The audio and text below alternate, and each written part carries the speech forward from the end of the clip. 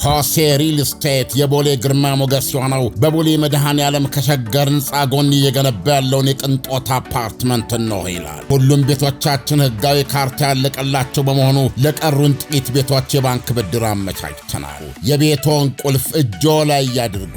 በ6966 ወይም በሞባይል ስልካችን 0902222225 ላይ ይደውሉ።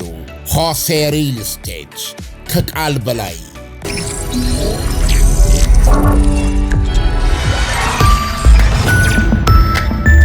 ይህ አዋዜ ሰበር ነው። እግረኛው ወደ ከተማይቱ ከመትመሙ በፊት የእስራኤል ታንኮች የጋዛዋን ከተማ ጋዛ ሲቲ ዙሪያ ገባ መክበባቸው ተሰማ። ሲኤንኤን የዓይን ምስክሮችንና የሳተላይት ምስሎችን ጠቅሶ እንዳስነበበው እስራኤል በዚህ መልኩ ከተማይቱ ውስጥ መሽገዋል ብላ ያመነችባቸውን 3000 የሐማስ ተዋጊዎችን አድኖ ለማጥፋት የዘረጋችውንና ወራት ይፈጃል ላለችው ዘመቻ የሚሰለፉትን በ10 ሺዎች የሚቆጠሩ እግረኛ ወታደሮችን ወደ ዘመቻ ለማስገባት ስታቃርብ፣ በአንጻሩ ደግሞ ፍልስጤማውያን የከተማይቱ ነዋሪዎች ቁልቁል ወደ ደቡብ የሚያደርጉትን ፍልሰት አፋፍመዋል። ጋዛ ሲቲ በሰላሙ ጊዜ ወደ 1 ሚሊየን ጋዛውያን ከተሜዎች ርዕሰ ከተማቸው ነበረች። አሁን ከጋዛ ሲቲ ወደ ደቡብ የሚሰደዱት ነዋሪዎች የመጀመሪያቸው አይደለም። አንደኛ ዓመቱን ሊይዝ የ20 ቀናት ገደማ ዕድሜ የቀረው ይህ ጦርነት ከተጀመረ አንስቶም ከቆላ ደጋ ከሰሜን ወደ ደቡብ በተደጋጋሚ ተገላብጠዋል። የእስራኤል ጦር የእግረኛው ዘመቻ ተጀምሯል ሲል በትናንትናው ዕለት ማክሰኞ ያስታወቀ ቢሆንም የዓይን ምስክሮችና የሳተላይት ምስሎች ግን የእግረኛ ፊት አውራሪ ታንኮች ገና ወደ ከተማዋ አልዘለቁም ይላሉ። እስራኤል ይህን አዲስ ዘመቻዋን የምታካሄደው የዓለም አቀፍ ውግዘትና የተባበሩት መንግሥታትና ሌሎች እያዥጎደጎዱባት ያለውን ውግዘት እንጃላችሁ ብላ ነው። አውጋጆቿ እንደሚሉት ይህ የጋዛ ከተማ ጥቃት ረሃብን የጨመረ የጋዛን የከፋ ሰብአዊ ሰቆቃ ይበልጥ ያከፋዋል። ትናንት ማክሰኞ የተባበሩት መንግሥታት ያካሄደው ነፃ ምርመራ እስራኤል የዘር ፍጅት ፈጽማለች ሲል ለመጀመሪያ ጊዜ ደምድመዋል። እስራኤል የምርመራውን ውጤት አልተቀበለችውም። የጋዛ ጤና ሚኒስቴር እንደሚለው በዛሬው ዕለት በመላ ጋዛ 98 ሰዎች ተገድለዋል። ይህም እስካሁን የሞቱትን ቁጥር ከ65,000 በላይ አድርሶታል። የጋዛ ጤና ጥበቃ አሃዝ በአጠቃላይ የሞቱትን ቁጥር እንጂ የሐማስ ተዋጊዎችና ሰላማዊ ሰዎች ብሎ አይለይም። እስራኤል ኦክቶበር 7 ወደ ግዛቷ ጥቃት ለማድረስ ከገቡ የሐማስ ተዋጊዎች መካከል 1600ዎችን ገድዬ አስቀርቻቸዋለሁ ትላለች። በተጨማሪም ጋዛ ውስጥ ደግሞ እስካሁን 22,000 የሐማስ ተዋጊዎች መግደሏን ትናገራለች። ይህም በአጠቃላይ የተገደሉትን ተዋጊዎች ቁጥር 23,600 ያደርሰዋል። ቀሪዎቹ ሕፃናትና ሴቶችን ጨምሮ ሰላማዊ ዜጎች ናቸው። እስራኤል ለሰላማዊ ሰዎች መገደል የምትሰጠው ምክንያት ሐማስ ሕዝብ ውስጥ ሆኖ ስለሚዋጋ ነው ትላለች። ደቡብ ጋዛ ከወዲሁ በተፈናቃዮች የተጨናነቀች ከመሆኗ የተነሳም ከአሁን በኋላ ገና የሚሰደዱትም ሆነ መሰደድ የጀመሩት ወዴት እየሄዱ እንደሆነ አልታወቀም ይላል ሲኤንኤን። ይሁንና አሁንም ከተማይቱ ውስጥ ግዙፍ የሆነ የድንኳን ሰፈሮች ተደኩነዋል፣ በሳተላይት ምስል ይታያሉ። የእስራኤል ወታደራዊ ባለሥልጣን ለሲኤንኤን እንደነገረው ከ350,000 በላይ ነዋሪዎች ከተማዋን ጥለው ወጥተዋል። አይዲኤፍ በኤክስ ገጹ ዛሬ ያጋራው መልእክት ስደተኞች ከተማዋን ከሰሜን ወደ ደቡብ የሚሰነጥቃትን የሳላላዲን ዋና አውራ ጎዳናን ተከትለው መሄድ እንደሚችሉ ያስረዳል። መንገዱ ለሚቀጥሉት 48 ሰዓታት ብቻ ለስደተኞቹ ክፍት ሆኖ እንደሚቆይም አስገንዝበዋል። እስከ አርብ ከሰዓት በኋላ ማለት ነው። አይዲኤፍ ዋናው ጎዳናን የፈቀደው ከከተማዋ የሚደረገውን ሽሽት ለማፋጠን መሆኑን ታዛቢዎች ይናገራሉ። ከእነዚህ ስደተኞች መካከል አንዱ የሆነው የ33 ዓመቱ አክራም አቡ ዋጥፋም ለሲኤንኤን ሲነግረው እሱና ቤተሰቡ ያለቻቸውን ንብረት የሚጭንላቸው የጭነት መኪና እስኪያገኙ ድረስ ለ3 ቀናት ሼህ ራይዳን ጎዳና ላይ አድረዋል። ደቡባዊ ጋዛ ውስጥ የሚገኘው ዴር አልባላህ ቀዬ ደርሰን የሰፈርነው ባዶ መሬት ላይ ነው። የማገዶ እንጨትና ድንኳን አቅርቦቶችን ለመግዛት እየጣርን ነው ብለዋል። የሳተላይት ምስሎች እንደሚያሳዩት የእስራኤል ታንኮች በፊት ቆመው ከነበረበት ቦታ ተነስተው ወደ ጋዛ ሲቲ ተጠግተዋል፣ ግን አልገቡም። ብረት ለበስ ተሽከርካሪዎች እንደዚሁ በጋዛ ሰሜናዊ ድንበር አቅጣጫ 2 ኪሎ ሜትር ያህል ተጠግተዋል። የእስራኤል ጦር ከከተማዋ በስተሰሜን በምትገኘዋ ሼክ ራድዋን ውስጥ 2 ግዙፍ የብረት ለበስ ተሽከርካሪዎችን አከማችተዋል። ተጨማሪ ብረት ለበስ ተሽከርካሪዎችም ወደ እስራኤል የሚዘልቁ መንገዶችን ተከትለው ቆመዋል። አይዲኤፍ ባለፈው ሰኞ አወደምኩት እንዳለው የጦር መሣሪያ ማምረቻ ተቋም አይነት የሐማስ ይዞታዎች ላይ ጥቃት እያካሄደ መሆኑን ገልጿል። ዛሬ በሰጠው መግለጫ የአየር ድብደባዎችና የመድፍ ድምድምታዎች ባለፉት 24 ሰዓታት ብቻ ለእግረኛው ድጋፍ ለመስጠት ከ150 በላይ ኢላማዎችን በመላው ጋዛ ውስጥ አውድመዋል ብለዋል። የፍልስጤም ጤና ሚኒስቴር እንደገለጸው ከተመቱት ቦታዎች መካከል ጋዛ ውስጥ የሚገኘው ብቸኛው የአል ራሬቲስ የሕፃናት ልዩ ሆስፒታል ይገኝበታል። 80 ሕፃናት እየታከመው የነበሩበት የላይኛዎቹ ፎቆች 3 ጊዜ ተመትተዋል ብሏል። ነገር ግን በሆስፒታሉ ላይ የደረሰ የሰው ጉዳት ስለመኖሩ አልገለጸም። ሲኤንኤን በዚህ ላይ የእስራኤልን ጦር አስተያየት ፈልጎ ለማግኘት ያደረገው ሙከራ እንዳልተሳካ ገልጿል። ይህ በእንዲህ እንዳለ በእስራኤል ዘመቻ ላይ ዓለም አቀፍ ቁጣ ቀጥሏል። የቻይና ውጭ ጉዳይ ሚኒስቴር ጥቃቱን በጽኑ እንደሚቃወም ገልጾ እስራኤል ዘመቻዋን በአስቸኳይ እንድትገታ ጠይቋል። ኳታር፣ ሳውዲ አረቢያና ካናዳም በተመሳሳይ ያወገዙ ሲሆን የአውሮፓ ኮሚሽን ደግሞ እስራኤልን እንደ ሀገርና የቀኝ ክንፍኛ ሚኒስትሮችን በግለሰብ ደረጃ ኢላማ የሚያደርግ አዲስ የንግድ ማዕቀብ እንዲጣል ሐሳብ አቅርቧል። ሐሳቡ በአውሮፓ አባል ሀገራት በሙሉ ከተደገፈም እስራኤል ከኅብረቱ የንግድ ስምምነት በከፊል ትታገዳለች። የኅብረቱ ውጭ ጉዳይ ሚኒስትር ካጃ ካላስ ሐሳቡ እስራኤልን ለመቅጣት ያለም አይደለም፣ ዓላማው የጋዛን ሰብአዊ ሁኔታ ለማሻሻል ነው ብለዋል። ይሁንና በዚህ በኅብረቱ የጸነፈ አቋም አንዳንድ አባላት የኅብረቱ የየራሳቸውን ቁጥብነት ገልጸዋል። የአውሮፓ ኅብረት የእስራኤል ትልቁ ተናጋጅ ነው። በባለፈው ዓመት 2024 ከእስራኤል ጠቅላላ የሸቀጥ ልውውጥ 32 በመቶም ከኅብረቱ ጋር ያደረገችው መሆኑ ታውቋል። የእስራኤል ውጭ ጉዳይ ሚኒስትር ጌዲዮን ሰዓር ይህን የአውሮፓ እርምጃ በግብረ ገብነትም ሆነ በፖለቲካ የተቀባዠረ ብለውታል። እንዲህ አይነቱ እርምጃ የራሷ የአውሮፓን ጥቅምም ይጎዳል ሲሉ አክለዋል። ኢሳያስ እንግዲህ ትናንትና እኛም መዘገባችን ይታወቃል። በኋላ ላይ ቢቢሲ የተለያዩ ምንጮችን ጠቅሶ የዘገበው ነበር። ዘግይቶ የእስራኤል መከላከያ አረጋግጦት ነበረ። የእስራኤል የእግረኛ ማጥቃት ተጀምሯል የሚል ነው የሰራነው ዜና።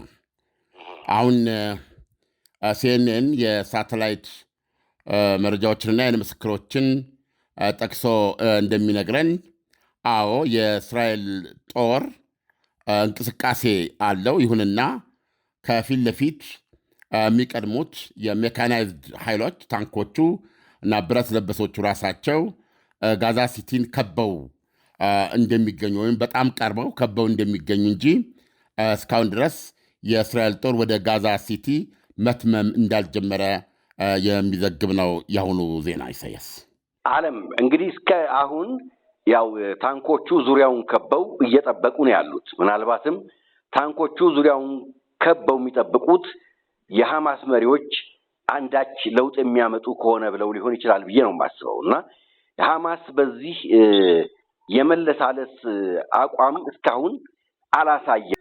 ምክንያቱም 1 እና 2 ቀን በኋላ ጦርነቱ ሊጀመር ይችላል ብዬ ስለማስብ ነው። ሌላው ደግሞ ያው አንዳንድ ጊዜ እያከታተልኩ ነው ጥያቄዎችን የማቀርበው። የቻይና እንደዚሁም ደግሞ የአረብ ሀገራት ተቃውሞ በከፊል ደግሞ ከአሁን ቀደምም የፈረንሳይ፣ እንግሊዝ እንደዚህ አይነት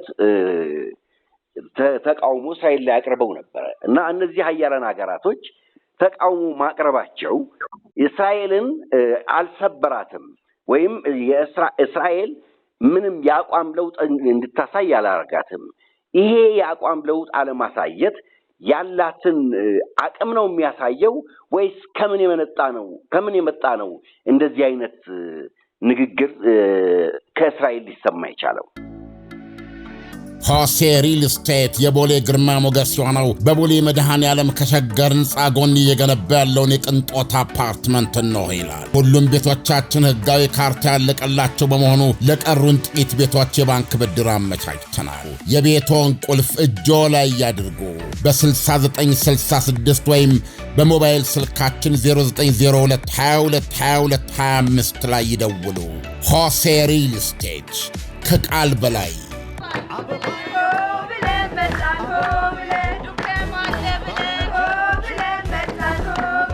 እነሆ 2018 በራፍ ቆሟል።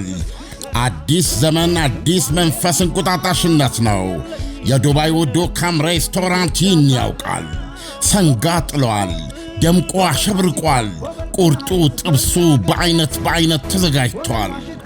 ዱካም በብሩህ የአዲስ ዓመት መንፈስ ተውጠን የቤቱ መለያ መታወቂያ በሆነው የላቀ መስተንግዶና የማይደበዝዝ ፈገግታ በጉጉት ይጠብቆታል።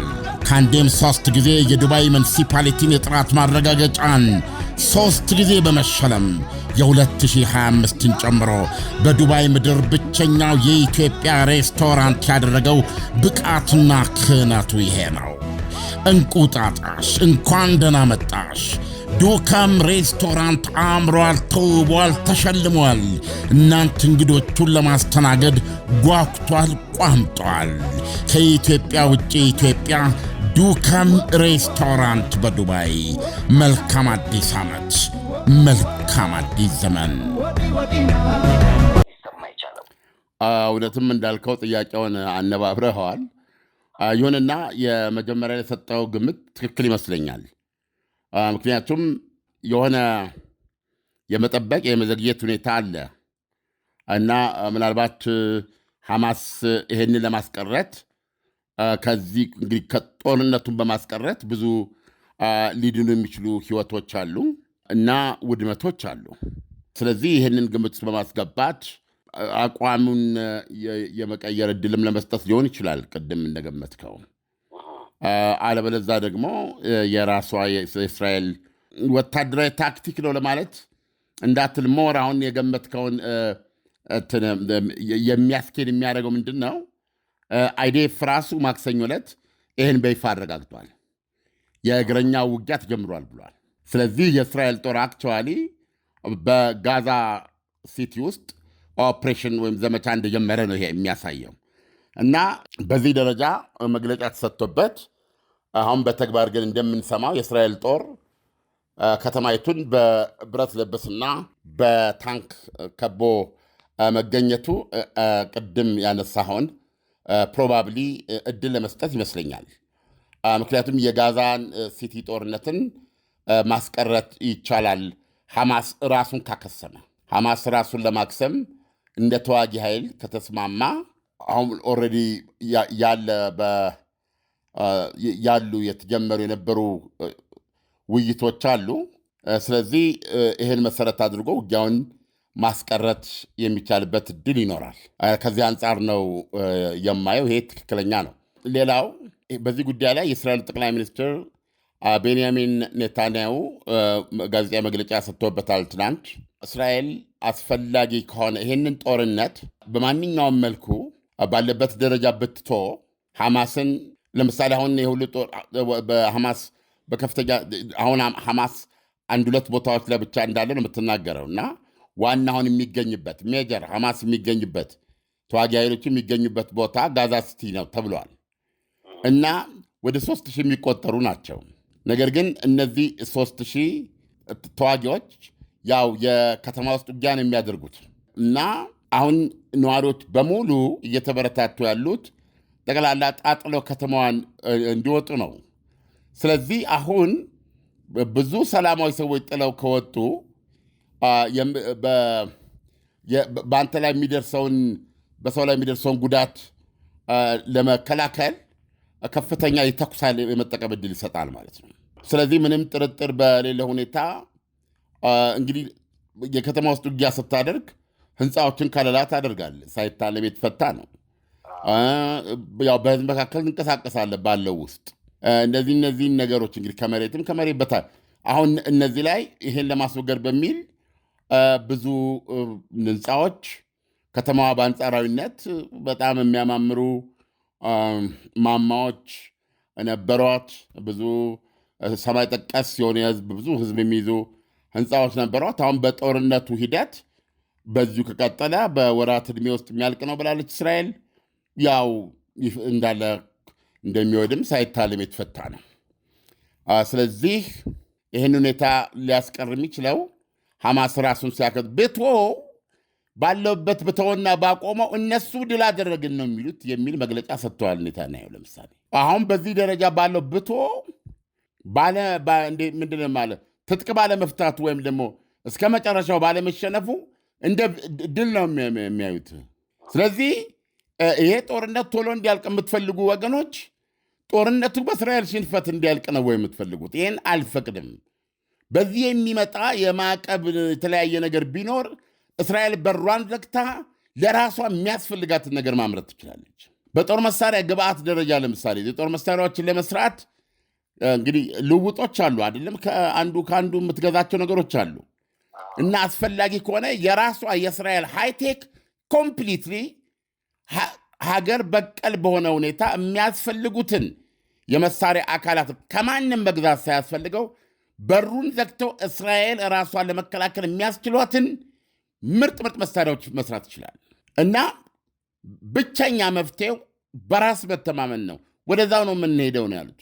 እና ይሄ ጦርነት ያሳየንም ነገር ቢኖር በጦር መሳሪያ ደረጃም ቢሆን ራሳችንን ሙሉ በሙሉ በራሳችን እንትን ውስጥ የምንሰራውና በእጃችን የምንፈበርከው መሆን እንዳለበት ነው ያስተማረን የሚል መግለጫ ነው የሰጡት ኢሳያስ። ስለዚህ በእስራኤል በኩል በኔታንያሁ በኩል ያለው ጽናት እዚህ ድረስ ነው።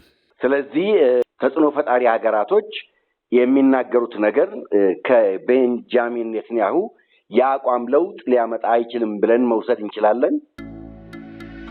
ሆሴ ሪል ስቴት የቦሌ ግርማ ሞገስ የሆነው በቦሌ መድኃኔ ዓለም ከሸገር ሕንፃ ጎን እየገነባ ያለውን የቅንጦት አፓርትመንት ነው ይላል። ሁሉም ቤቶቻችን ሕጋዊ ካርታ ያለቀላቸው በመሆኑ ለቀሩን ጥቂት ቤቶች የባንክ ብድር አመቻችተናል። የቤቶን ቁልፍ እጆ ላይ ያድርጉ። በ6966 ወይም በሞባይል ስልካችን 0902222225 ላይ ይደውሉ። ሆሴ ሪል ስቴት ከቃል በላይ በፍጹም። እስካሁን በምናየው ጠቅላይ ሚኒስትሩ እኮ የሚገፉት ከሁለት ቦታ እኮ ከውጭ ከውስጥ። ለምሳሌ አስቸኳይ ጊዜ ብለው የታጋች ቤተሰቦች፣ በነገራችን ላይ ንቅናቄ ነው የታጋች ቤተሰቦች ስለ የታጋቾችን ቁጥር መሰረት አድርገን የምትለው አይደለም፣ ግማሽ እስራኤል ማለት ትችላል። እና የጠቅላይ ሚኒስትሩን የኢየሩሳሌም መኖሪያ የቢሮ ወይም ደግሞ እንትን በአጠቃላይ ድንኳን ጥለው ከበባ ኢመርጅ ንቅንቅ አንልም የሚል ንቅናቄ ውስጥ ናቸው። እና ሀገሪቱ በዚህ ጉዳይ ላይ ሁለት ቦታ ተከፍላ ነው። ያላቋረጠ ተቃውሞ አለ።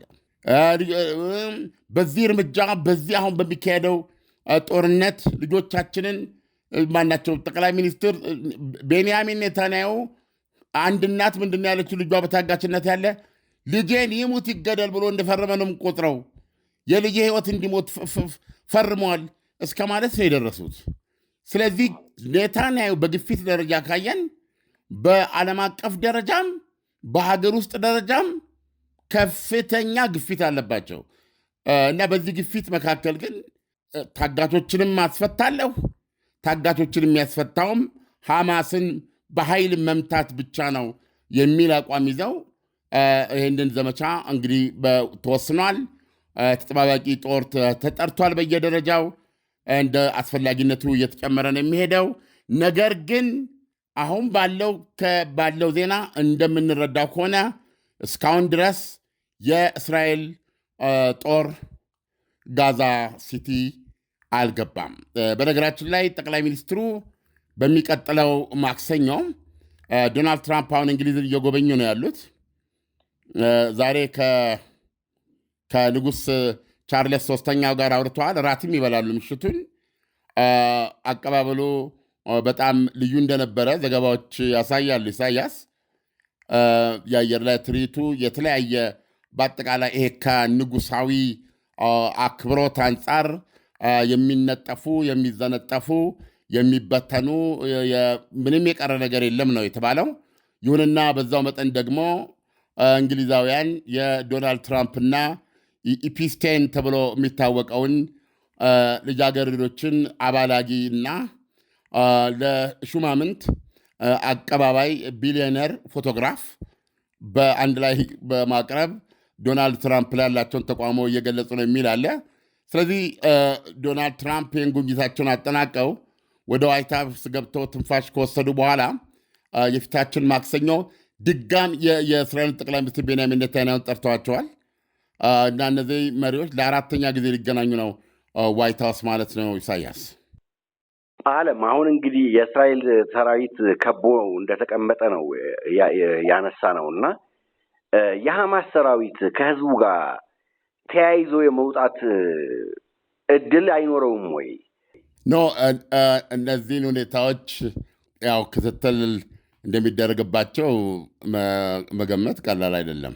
ምክንያቱም የጋዛ ሰማይ በእስራኤል ሰው አልባ ቅኝቶች እና 40 በመቶ እኮ ኦልሬዲ ከተማ እኮ 40 በመቶ በእስራኤል እጅ ናት። በነገራችን ላይ ራሷ ጋዛም እንደዚሁ ጠቅላላ ጋዛ ላይ እንቅስቃሴ አለ። ስለዚህ ውስጥ ለውስጥ ያው ውጊያ ስለሆነ እና ደግሞ በደንብ ስለሚተዋወቁ መሳለሉም የዛን ያህል ነው። ልክና እንዳልከው ከህዝቡ ጋር ሆኖ አብሮ ተቀላቅሎ የመውጣት ፍላጎትና አካሄድ ሊኖር ይችላል፣ ግን ሪስክ አለው እና ያም ሪስክ አደጋ አለው እና ይሄ ነው እውነታው። ምክንያቱም የጋዛ ሰማይ ሙሉ በሙሉ በእስራኤል ቁጥጥር ስር ስላለ ነው።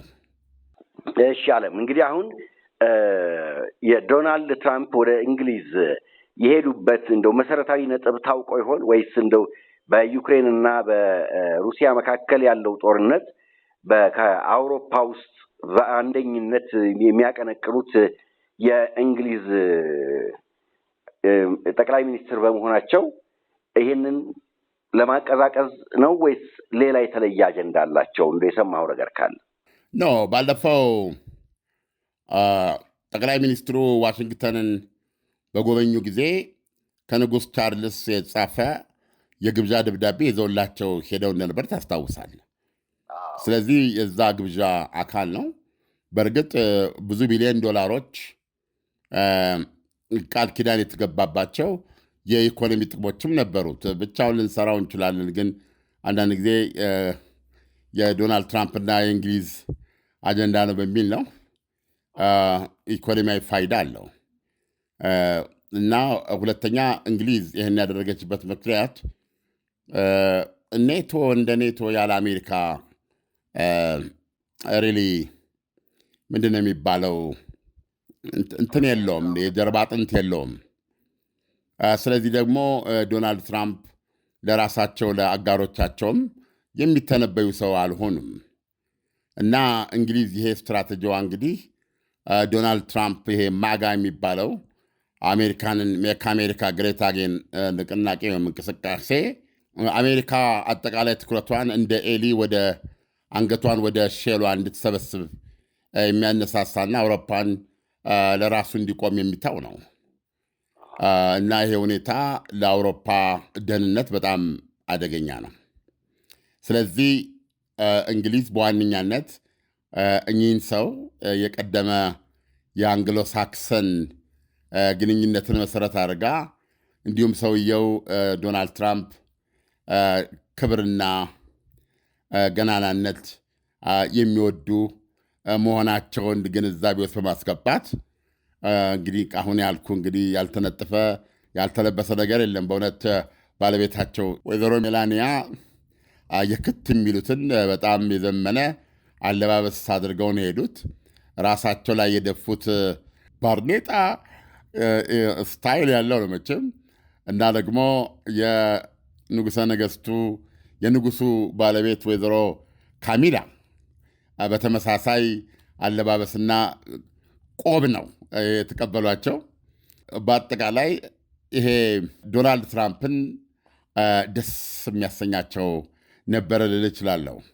እና እንደነዚህ አይነቶች ማጥመጃዎች ናቸው እንግዲህ በእንግሊዝ በኩል የሚደረግ የዶናልድ ትራምፕን ቀልብ ለመሰብሰብና በተለይ ለዩክሬን ዋስትና ሰጪ 30 ሺህ ኃይል እያዘጋጁ ነው ለማዋጣት በማንኛውም ጊዜ ዝግጁ ነን ብለዋል አባላቱ ወደ 31 ሀገሮች።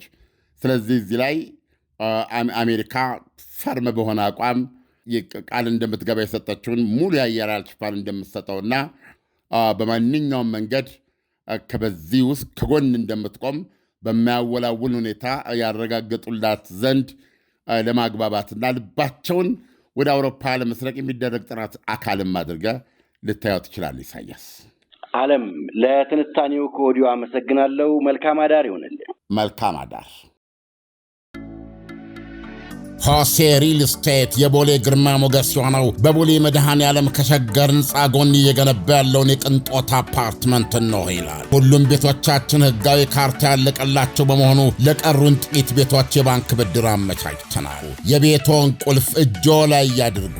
በ6966 ወይም በሞባይል ስልካችን 0902222225 ላይ ይደውሉ። ሆሴ ሪል ስቴት ከቃል በላይ እውነተኛ ታሪክ ነው። ልብ ወለድ አይደለም። እግሩ ታጥፎ የተወለደ እግሩ ተዘርግቶ ተራመደ። በእጅ ሜድ ስፖርት በዓለም የድንቅ ነገሮች መዝገብ ውስጥ ኢትዮጵያ ሀገሩን አስመዘገበ። ታምሩ ታምረኛው ሰው ድንቅ መጽሐፍ በገበያ ላይ። ታምሩ የተፈጥሮ ጣፈንታ ሆኖ ከጉልበቱ በታጠፈና መጫሚያ ተረከዙ እንደ ከዘራ በታጠፈ እግር ደረቁን መከራና ተያይዞ ያለውን አጉል አምልኮ ሱፐርስቲሽን ተጋፈጠ። ጉልበቱን ጫማ አድርጎ በቅዱስ ላሊበላ ውቁር አብያተ ክርስቲያናት ንጣፎችና ደረጃዎች እየወጣና እየወረደ ለመነ። ገና ጉልበቱ ቢታጠፍ መርገጫው እንደ ከዘራ ቢቆለመምም አይነገቡ ሕፃን ታምሩ ዘገየን የሕይወት ፍልቅልቅነት፣ የሕይወት ፎለፎልነትና ሳቅ በጨራሽ አላጠፋውም ነበረ። ሰዎች ወደ እሱ ይሳቡ ነበረ። አንድ ቀን ከጭኑ በላይ ኃይለኛ ንፍፊ ታመመው። ቁስሉ ታዳጊውን ታምሩ ፍልቅልቅነቱን፣ ፎለፎልነቱን፣ ሳቂተኛነቱን ከፊቱ ብስ አድርጎ ጠረቀው። ታምሩ መረረው።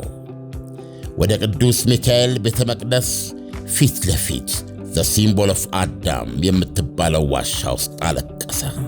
እግር ነሳኝ፣ ሳላማርር በደስታ ኖርኩ።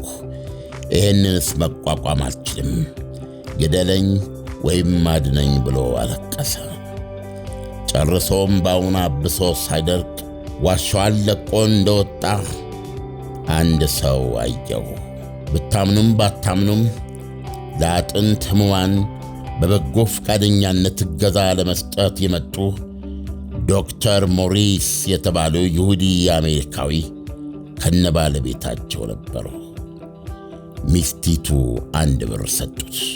ታምሩ የዕለት ሳንቲሙን እንጂ የጸሎት ምላሹን ያገኛል መሰለውም ነበረ። ሚካኤል እዚያውና ወዲያው ጸሎቱን የሰማ አልመሰለውም ነበረ። የዶክተር ሞሪስ ዓይን የታዳጊውን የታጠፉና የተቆለመሙ እግሮች ላይ አረፈ። በአቧራ ጠቁረዋል። ሳይጠየፉ በእጆቻቸው መዳፍ ላይ አሳርፈው በጣቶቻቸው እየነካኩ እየገለባበጡ አዩት።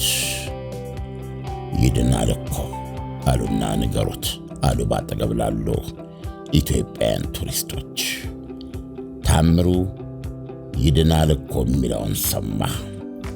አዲስ አበባ መምጣት ብቻ የሚለውን ሰማ። ታምረኛው ሰው መጽሐፍ በገበያ ላይ።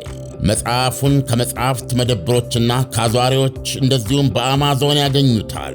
ለተጨማሪ መረጃ ስልክ ቁጥር 0922 35 1210 0911766942 ወይም ባለ ታሪኩ የሚገኝበት ጀርመን ሀገር ስልክ ቁጥር +49 174 33 257 95 ይደውሉ።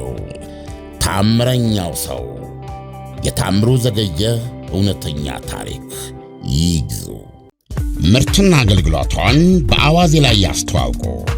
ለጥራች እንታመናለን። በስልክ ቁጥሮቻችን ይደውሉልን። አዋዜ ዓለምነህ ዋሴ ዜና